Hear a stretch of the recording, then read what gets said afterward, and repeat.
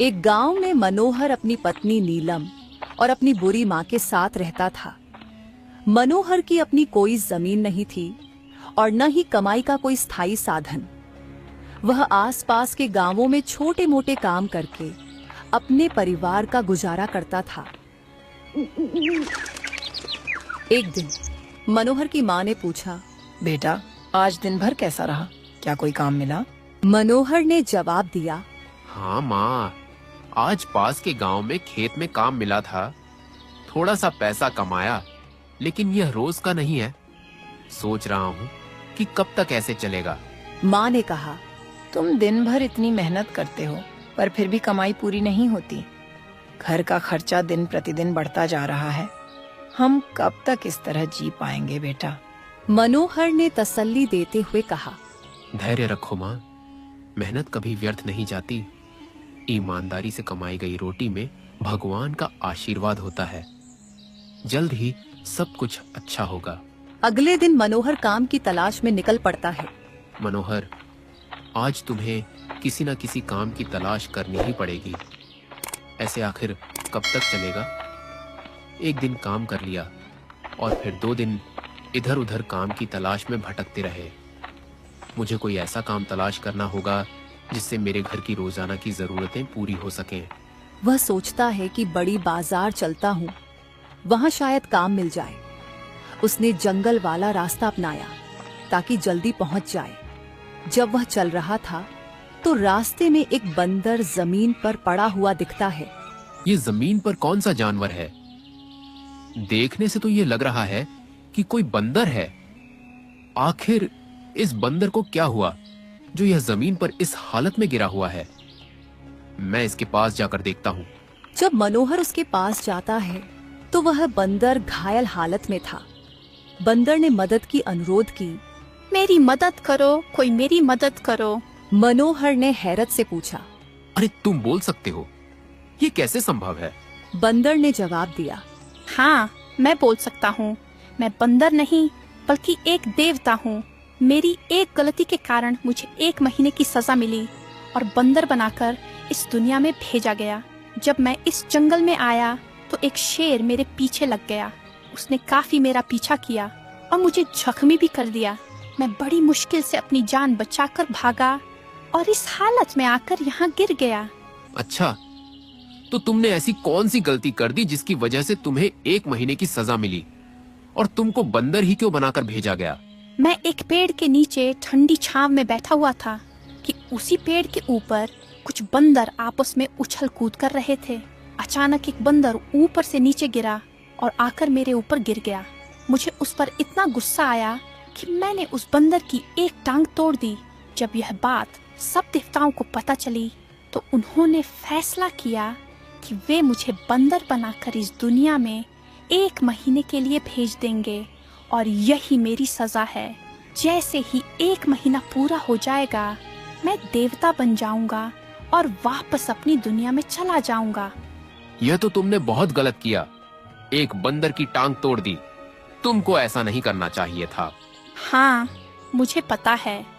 इसीलिए मैंने अपनी सजा को खुशी खुशी स्वीकार किया और बंदर बनकर इस दुनिया में आ गया। मुझसे बहुत बड़ी गलती हुई थी। मैं फिर कभी भी ऐसी गलती नहीं करूँगा। मनोहर ने कहा, ठीक है, मैं तुम्हारे लिए कुछ जड़ी बूटियां ढूंढता हूँ। मनोहर जंगल से कुछ नीम की पत्तियां तोड़कर लाता है और उन्हें अपने हाथों में मसलकर बंदर के जख्मों पर लगा देता है, जिससे बंदर को थोड़ी राहत मिलती है। मैं तुम्हारा धन्यवाद कैसे अदा करूं? तुमने मेरी इतनी मदद की। बंदर उठने की कोशिश करता है मगर दर्द की वजह से वह उठ नहीं पाता। मनोहर कहता है, तुम्हारी चोट अभी ठीक नहीं हुई है, इसलिए शायद तुम्हें अभी उठने में मुश्किल होगी। अगर तुम चाहो तो कुछ दिन मेरे घर रह सकते हो।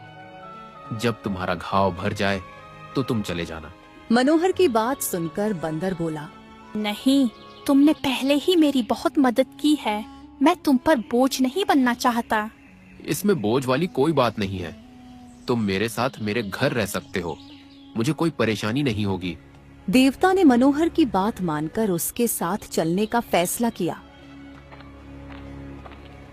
घर पहुंचकर मनोहर सारी बात अपनी पत्नी नीलम को बताता है। नीलम ने कहा, अपने इस देवता को यहाँ लाकर बहुत अच्छा किया है। इसे यहाँ सुरक्षित रखना चाहिए। जंगल में इसके लिए बहुत खतरा हो सकता था। लेकिन नीलम ने एक समस्या उठाई। हम तो शाकाहारी हैं, हम सिर्फ अनाज खाते हैं। हम इस देवता के खाने का इंतजाम कैसे करेंगे?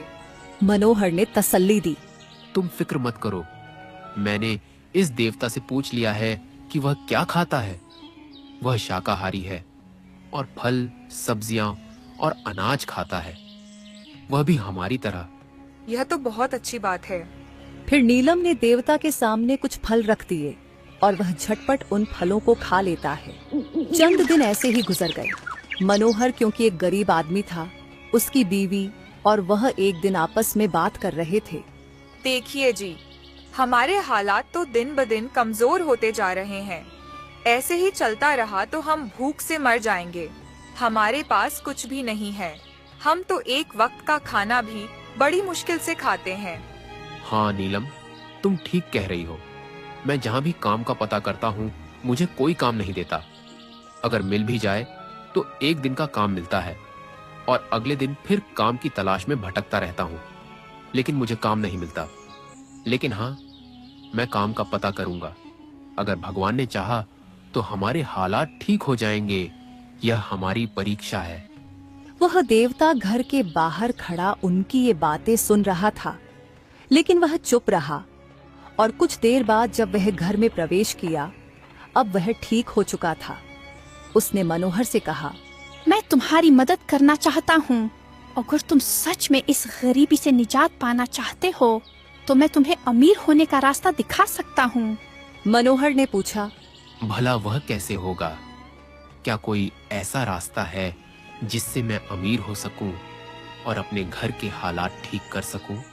बंदर ने कहा, हाँ, एक रास्ता है, लेकिन वह रास्ता बहुत मुश्किलों से भरा है। उस रास्ते पर चलते हुए तुम्हारी जान भी जा सकती है। लेकिन मुझे करना क्या होगा? यहाँ से 12 किलोमीटर दूर सतीपुरम नाम का जंगल शुरू होता है। उस जंगल में तुम्हें चलते जाना है। जैसे जैसे तुम उस जंगल में चलते जाओगे, तुम्हें वहाँ कई बाधाएं आएंगी। यदि तुम उन बाधाओं को पार करके आगे बढ़ जाते हो तो तुम उस खजाने तक पहुँच सकते हो। अगर वहाँ कोई खजाना है तो क्या पहले कोई भी इंसान उस खजाने को प्राप्त नहीं कर सका? नहीं, अब तक कोई भी इंसान उस खजाने को प्राप्त नहीं कर सका। जो कोई भी वहाँ गया है वह जीवित वापस नहीं आया। इस रास्ते पर 3 सवाल पूछे जाएंगे।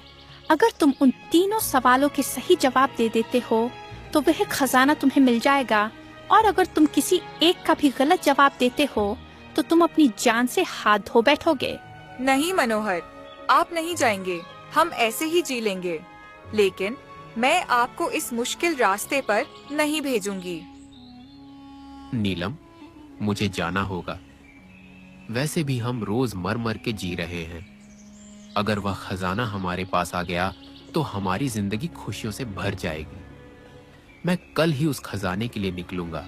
मनोहर की बात सुनकर देवता ने कहा, मुझे यह देखकर बहुत अच्छा लगा कि तुम अपनी जान की परवाह किए बिना अपने घर की खुशियों के लिए इतना बड़ा फैसला कर रहे हो। चलो, मैं भी तुम्हारे साथ वह खजाना हासिल करने के लिए चलूंगा और हम दोनों मिलकर वह खजाना हासिल कर लेंगे। देवता की यह बात सुनकर मनोहर ने खुशी से कहा, लगता है भगवान ने आपको यहाँ हमारे लिए ही भेजा है। उन्होंने अगले दिन सुबह सुबह घर से निकलने का फैसला कर लिया। जब सुबह का समय आया, मनोहर और देवता जंगल के रास्ते से होते हुए सटापोरम के जंगलों की तरफ जा रहे थे। उन्होंने काफी सफर तय किया और एक नदी के पास आकर रुक गए, जहां से आगे जाने का कोई रास्ता नहीं था। आगे जाने के लिए नदी को पार करना जरूरी था, लेकिन नदी को पार करने के लिए कोई रास्ता नहीं दिखाई दे रहा था। देवता ने कहा, हमें आगे जाने के लिए इस नदी को पार करना होगा। लेकिन हम इस नदी को कैसे पार करेंगे? मुझे तो आगे जाने का कोई भी रास्ता नजर नहीं आ रहा। इसी दौरान एक राक्षसी उनके सामने आ गई और बोली, ऐ मूर्ख, तू यहाँ क्या करने आया है? तुझे नहीं पता यहाँ आना खतरे से खाली नहीं है? मनोहर ने कहा, मैं यहाँ खजाने की तलाश में आया हूँ और मैं यहाँ से खजाना लेकर ही जाऊंगा। राक्षसी ने कहा, मैं तुझसे एक सवाल पूछूंगी। अगर तुझे इसका जवाब आ गया तो मैं तुझे आगे जाने दूंगी। अगर तुझे इसका जवाब नहीं आया तो मैं यहाँ तुझको मार कर फेंक दूंगी। अभी भी मौका है तुम्हारे पास, यहाँ से वापस हो जाओ वरना अपनी जान गवा बैठोगे। मनोहर ने कहा, नहीं, मैं यहाँ से वापस नहीं जाऊंगा। मैं तुम्हारे सवाल का जवाब देने के लिए तैयार हूँ। तुम मुझसे सवाल पूछो। राक्षसी ने पूछा। दुनिया में सबसे शक्तिशाली चीज क्या है? मनोहर ने सोचा और कहा, सबसे शक्तिशाली चीज समय है। समय के आगे न कोई राजा टिक सकता है, न कोई राज। सब कुछ समय के अनुसार बदलता रहता है।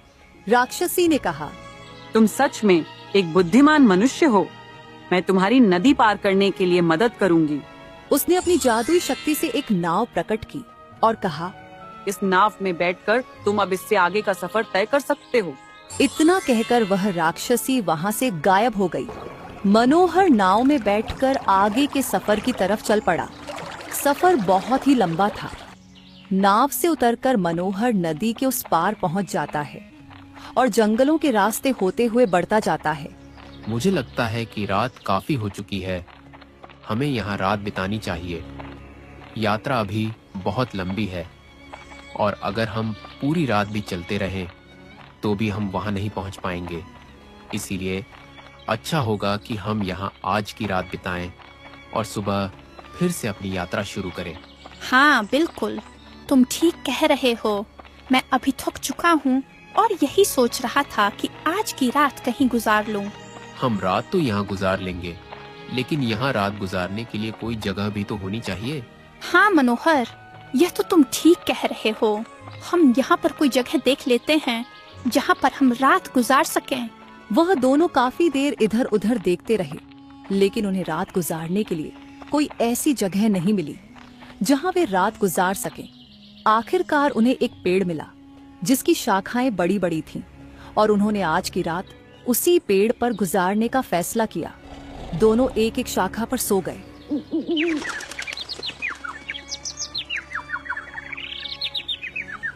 इस तरह रात गुजर गई। अगले दिन सुबह मनोहर और देवता अपने सफर के लिए रवाना हो गए। रास्ते में चलते चलते अचानक वे दोनों रुक गए। जब उन्होंने सामने देखा तो उन्हें एक गुफा दिखाई दी। वे दोनों गुफा के अंदर चले गए और देखा कि यह गुफा तो चारों तरफ से बंद है। मनोहर ने कहा, अब यहाँ से आगे जाने का रास्ता कहाँ है? क्या हमें इसके अंदर जाना चाहिए या कुछ और सोचना चाहिए? इतना कह ही रहा था कि तभी उसके सामने एक दानव प्रकट होता है। दानव ने पूछा, तुम दोनों कौन हो और यहाँ क्या ढूंढ रहे हो? हम मनोहर और देवता हैं। हम खजाने की तलाश में यहाँ आए हैं। हमें आगे जाने के लिए रास्ता चाहिए। क्या आप हमें इस बारे में कुछ मदद दे सकते हैं? मैं यहाँ खजाने की सुरक्षा कर रहा हूँ। अगर तुम खजाना प्राप्त करने के लिए आए हो तो तुम्हें यह पता होना चाहिए था कि यहाँ से आगे जाने के लिए तुम्हें कुछ सवालों के जवाब देने होंगे। अगर तुम उनके सही जवाब दोगे तो ही आगे जा सकोगे, वरना तुम जहां भी कोई गलत जवाब दोगे वहीं मारे जाओगे। हाँ, मुझे पता है। मैं आपके सवालों के जवाब देने के लिए तैयार हूँ। आप मुझसे सवाल पूछें। अरे बेवकूफ इंसान, क्या तुझे मौत से डर नहीं लगता? मैं तुझे कह रहा हूं कि तू यहां मारा जाएगा। अभी भी मौका है कि यहां से वापस हो जा। मैं यहाँ खजाना हासिल करने के लिए आया हूँ और मैं खजाना हासिल करके ही जाऊंगा। आप मुझसे सवाल पूछे। दानव ने पूछा, तुमने कहा था कि तुम खजाना प्राप्त करने के लिए आए हो, लेकिन मैं तुमसे एक सवाल पूछना चाहता हूं। यह सवाल तुम्हारी जिंदगी के सबसे महत्वपूर्ण और जटिल फैसले से जुड़ा है। तुम्हारे अनुसार सबसे बड़ा सच क्या है? क्या वह सच है जो तुम्हें हमेशा अपने दिल में महसूस होता है, या वह सच है जो दुनिया तुम्हें सिखाती है? सच का क्या मतलब है? क्या यह हमेशा वही होता है जो दिखाई देता है, या वह सच्चाई है जो तुम्हें अपनी पूरी कोशिश और दर्द के बाद समझ में आती है? इस सच के पीछे तुम्हारी क्या सोच और अनुभव है? क्या तुम उस सच को ढूंढ पाओगे जो तुम्हारी जिंदगी की सबसे बड़ी हकीकत हो? मनोहर ने सवाल का जवाब देने में कुछ समय लिया। वह गहरी सोच में पड़ गया कि इतना बड़ा सवाल कैसे जवाब दिया जाए। वह जानता था कि ये एक बहुत महत्वपूर्ण सवाल है और इसका जवाब उसकी जिंदगी के सफर को बदल सकता है। आखिरकार उसने कहा, सबसे बड़ा सच वह है जो इंसान अपने दिल में महसूस करता है, और वह सच हमेशा उसके अनुभवों और भावनाओं से जुड़ा होता है। यह सच सिर्फ शब्दों में नहीं होता, बल्कि यह हमारी रोजमर्रा की जिंदगी में, हमारे फैसलों, हमारे व्यवहारों और हमारी ईमानदारी में दिखाई देता है।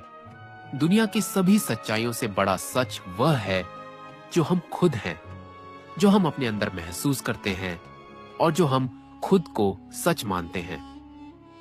जब हम इस सच को स्वीकार करते हैं तो हम अपनी जिंदगी का उद्देश्य और रास्ता बेहतर तरीके से समझ पाते हैं। तुम्हारा जवाब बिल्कुल ठीक है, लेकिन मैं इससे पूरी तरह सहमत नहीं हूं। मैं तुमसे एक और सवाल पूछूंगा। अगर तुमने इसका सही जवाब दे दिया तो मैं तुम्हें यहां से जाने का रास्ता दिखा दूंगा, लेकिन अगर तुमने गलत जवाब दिया तो मैं तुम्हें यहीं खत्म कर दूंगा। सोच समझकर जवाब देना, क्योंकि यह तुम्हारी जिंदगी का आखिरी मौका हो सकता है। हाँ, मैं जवाब देने के लिए तैयार हूँ। सबसे बड़ा सच क्या है? मनोहर ने सोचा और कहा, सबसे बड़ा सच है मौत। चाहे कोई कितना भी अमीर, ताकतवर या बुद्धिमान हो, एक दिन हर किसी को मरना ही है। दानव ने कहा, तुमने बिल्कुल सही जवाब दिया। तुम सच में काफी बुद्धिमान हो। अब तुम आगे जा सकते हो, मगर याद रखना यह सफर आसान नहीं होगा। इतना कहते ही गुफा का दरवाजा खुल जाता है। यह लो, दरवाजा तुम्हारे लिए खुल चुका है। अब यहाँ से आगे की यात्रा तुम प्रारंभ कर सकते हो। मनोहर और देवता दोनों ने सफर का आगाज किया। उन्होंने वह जंगल पार कर लिया और आगे फिर एक जंगल शुरू हो गया। वह जंगल बहुत बड़ा था, उसमें बहुत बड़े बड़े पेड़ थे और ऐसा दृश्य था कि वहां इंसान तो क्या, कोई जानवर और पक्षी भी नहीं था। जैसे वह कोई कैद हो जहां कोई भी आने से डरता हो। वह दोनों चलते हुए एक दूसरे से बातें करने लगे। मनोहर, जब हम खजाना हासिल कर लेंगे तो तुम इतने सारे खजाने का क्या करोगे? जब हम खजाना हासिल कर लेंगे तो मैं सबसे पहले अपने परिवार को खुश रखूंगा और उसके बाद अपने आसपास के गरीब लोगों की भी मदद किया करूंगा। हाँ मनोहर, तुम्हारी सोच अच्छी है। मुझे उम्मीद है कि हम खजाना हासिल कर लेंगे। हाँ बिल्कुल, हम खजाना हासिल कर लेंगे, लेकिन यह जंगल मुझे बहुत खतरनाक लग रहा है। यहाँ तो कोई पक्षी तक नहीं नजर आ रहा और खजाना हमें कहाँ मिलेगा? हमें तो कुछ पता भी नहीं है कि हम कहाँ जाएंगे और कहाँ नहीं। मनोहर और देवता एक दूसरे से बातें करते हुए खजाने की तलाश में थे कि उन्हें दूर से एक बड़े से पेड़ के सामने एक सोने का चमकता हुआ ताज नजर आया। वह इतनी चमकदार चीज क्या है? मुझे तो लग रहा है कि जैसे खजाना वही है। हमें उसके पास जाना चाहिए। जैसे ही मनोहर और देवता इस पेड़ के पास आए तो उन्होंने देखा कि सामने ताज था जो चमक रहा था और बहुत प्यारा था। मनोहर ने जब इतना प्यारा चमकता हुआ ताज देखा तो बोला, यह ताज तो सोने और हीरो से बना है, और अगर ताज यहाँ है तो खजाना भी यहाँ ही होगा। लेकिन यहाँ किसी भी सवाल का जवाब क्यों नहीं देना पड़ा हमें? और यहाँ पर तो खजाना भी नहीं है, सिर्फ एक ताज है। आखिर यह माजरा क्या है? इन दोनों ने इधर उधर खजाने की तलाश की। जब उन्हें खजाना नहीं मिला तो मनोहर ने सोचा कि वह ताज को उठा ले, और जैसे ही ताज को उठाने के लिए मनोहर ने आगे हाथ बढ़ाया कि अचानक उसे एक आवाज आई। इतनी भी क्या जल्दी है? जरा धैर्य रखो। क्या तुम्हें नहीं पता कि तुम अपनी मौत की ओर हाथ बढ़ा रहे हो?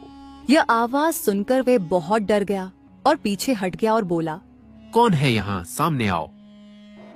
मनोहर के इतना बोलते ही एक तेज आंधी आई और एक सांप सामने आया जो कि आधा इंसान और आधा सांप था, और वह ताज उसी के सिर पर था। जैसे ही वह सामने आया तो साथ ही जमीन में से वह खजाना भी निकलकर बाहर उग आया।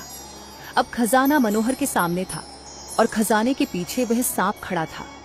उसने मनोहर से कहा, मुझे लगता है तुम यह खजाना हासिल करने के लिए आए हो, लेकिन तुम्हें यह नहीं पता कि इस खजाने को हासिल करने के लिए मौत के मुंह में खमी कूद लगानी पड़ती है। ये तुम अपने आसपास जो ढांचे देख रहे हो, ये भी वह लोग हैं जो इस खजाने को हासिल करने के लिए यहाँ तक पहुंचे, लेकिन बदकिस्मती से आखिरी सवाल का जवाब नहीं दे सके। और मुझे लगता है कि तुम भी मेरे सवाल का जवाब नहीं दे सकोगे और तुम्हारी भी हड्डियां यहाँ ही रह जाएंगी। उसने मनोहर को बहुत डराया धमकाया। मनोहर, मैं जानता हूँ तुम कौन हो। तुम्हारी बीवी तुम्हारा इंतजार कर रही है। तुम्हारा एक फैसला तुम्हारी जिंदगी बचा सकता है। अभी भी मौका है तुम्हारे पास। तुम यहाँ से वापस जा सकते हो। और अगर एक बार मैंने सवाल पूछ लिया, उसके बाद तुम यहाँ से वापस नहीं जा सकते। अगर तुम जवाब दे दो तो ये खजाना तुम लेके जा सकते हो, और अगर तुमको जवाब नहीं आया तो तुमको यहाँ मार दिया जाएगा। नहीं, मुझे कोई भी डर नहीं है। तुम मुझसे सवाल पूछो, मैं तुम्हें इसका जवाब दूंगा। यह दौलत भी क्या क्या करवाती है। तुम खुद तो मरोगे ही, अपने साथ अपने साथी बंदर की भी जान ले लोगे। तुम्हारी तरह बाकी भी बहुत बातें करते थे कि हम जो आप दे देंगे, लेकिन देखो तुम सामने हो, बाकी यहाँ ढेर हो चुके हैं। तुम्हारी मर्जी है। मैंने तुम्हें अपनी जिंदगी बचाने का एक मौका दिया था, लेकिन शायद तुम जिंदा नहीं रहना चाहते। सांप की ये सारी बातें सुनकर मनोहर अपने दिल में सोचने लगा, मैं इतनी दूर वापस जाने के लिए तो नहीं आया था। अगर मैंने 2 सवालों के जवाब दे दिए हैं तो इसका भी जरूर दे दूंगा। और अगर मैं यहाँ से वापस चला गया तो फिर अपनी पुरानी जिंदगी में लौट जाऊंगा और मेरी बीवी बच्चे उसी गरीबी में रहेंगे जो कि मुझे बर्दाश्त नहीं। मनोहर ने हिम्मत दिखाई और सांप से कहा, यह मेरा आखिरी फैसला है। आप मुझसे सवाल पूछिए, मैं आपको उसका जवाब दूंगा। अगर मैं उसका जवाब दे दूं तो आप मुझे खजाना दे दें, और अगर मैं उसका जवाब न दे सका तो जो आपका दिल करे वही करना। बेझिझक आप मेरी जान ले लें। सांप ने मनोहर से सवाल किया, मनोहर, यह ऐसी चीज है जो तुम्हारी है, लेकिन तुम इसे बहुत कम इस्तेमाल करते हो। मगर हर वह व्यक्ति जो तुम्हें जानता है वह इसका इस्तेमाल करता है। मनोहर यह सवाल सुनकर परेशान हो गया और सोचने लगा, यह कैसा अजीब सवाल है, और ऐसी कौन सी चीज हो सकती है जो मेरी है लेकिन मुझसे ज्यादा लोग इस्तेमाल कर रहे हैं। मनोहर काफी देर तक सोचता रहा, लेकिन उसे इसका जवाब नहीं आया। सांप ने मनोहर से कहा, हाँ मनोहर, तो क्या इरादा है? फिर तुम्हारी जान ले ली जाए। मैंने कहा था तुम मेरे सवाल का जवाब नहीं दे सकोगे।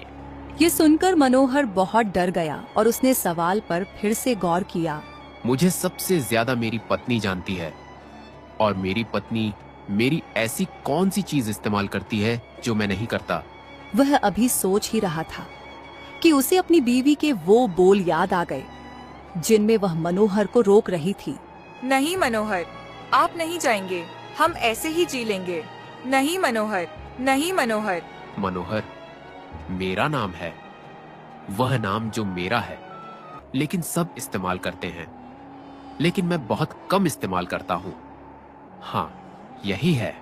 मनोहर ने खुशी से सांप को जवाब दिया, वो मेरा नाम है, नाम मेरा है, लेकिन सब इस्तेमाल करते हैं। सांप यह जवाब सुनकर बहुत हैरान हुआ और कहने लगा, वाह मनोहर, तुम बहुत समझदार व्यक्ति हो। आज तक इस सवाल का जवाब कोई भी नहीं दे सका, और जैसे कि तुमने अब इस सवाल का जवाब दे दिया है, तो ये सारा खजाना आज से तुम्हारा है। तुम इसके मालिक हो, तुम इसे लेकर जा सकते हो। यह सुनकर मनोहर की खुशी का कोई ठिकाना न रहा, और उसके साथ देवता जो उसका साथी था वह भी बहुत खुश हुआ। मनोहर ने सारा खजाना सिर पर उठाया और अपने घर की तरफ वापस आ गया। इस तरह एक समझदार व्यक्ति ने अपनी सूझबूझ और अक्ल से अपनी गरीबी को अमीरी में बदल लिया। तो दोस्तों, कैसी लगी आपको हमारी ये कहानी? अगर अच्छी लगी तो हमारे चैनल को सब्सक्राइब करें, कहानी को लाइक और कमेंट करें। बहुत शुक्रिया।